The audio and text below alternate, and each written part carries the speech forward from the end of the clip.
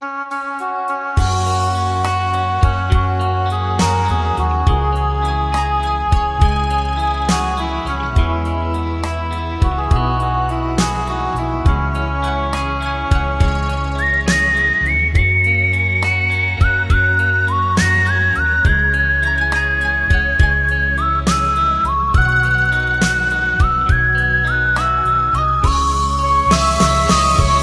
只海边，我只蘑菇肚蛋，cho cho lo bùa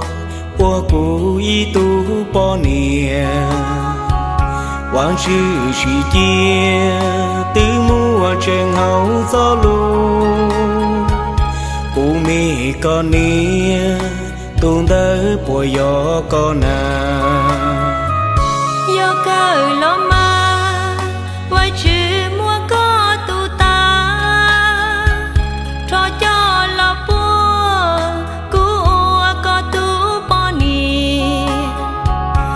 Chữ chỉ chia từ mùa tranh hậu gió lu, cụ mẹ có gì tuôn đá chê gió cuốn ta. Hoàng chữ chỉ chê đi cha hậu ư lu nè. Hoàng chữ chỉ chê vua uốn cho kẹp lo kẹp tua. Vô mùa hồng kia tế nó tiếng gai đầy ta giữa sông hoa tan trò vì tia gió ở tu nên mùa kề sau gấu yên trâu ông cho mê tu mê nhua na do vì lý cha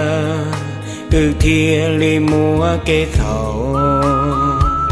ê vang chữ thiên muôn cao yên đâu ông đia ta hao lu va mùa kê plo kê tua cao yên đâu ông tư do vang chữ do tu chỉ nè.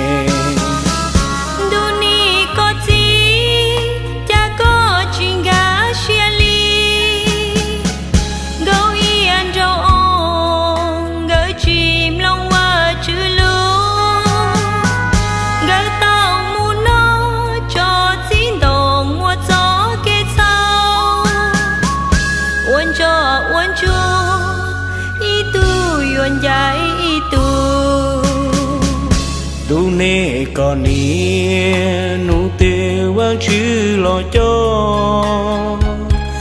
y tu cho y tu nhon đi tê nó thọ chỉ so cho kén trên va chữ chê thiệt tao kê nhỏ sau luôn đủ chén chê.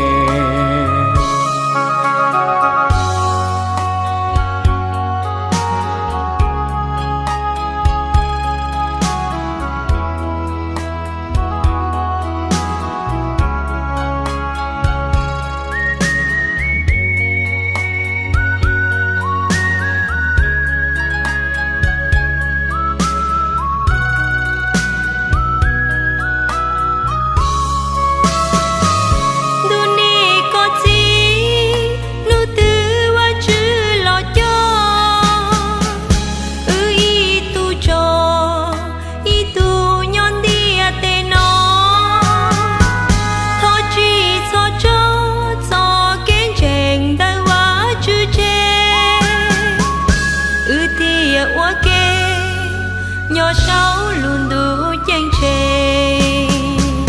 uốn ly có nia cú vua lu có cọ cơ hao cú lu nên chùa pu trâu có ý lệ có gió núi mù nhỏ bền tu chênh chênh mà u lu nên chỉ mua kẹp lo kẹp tua.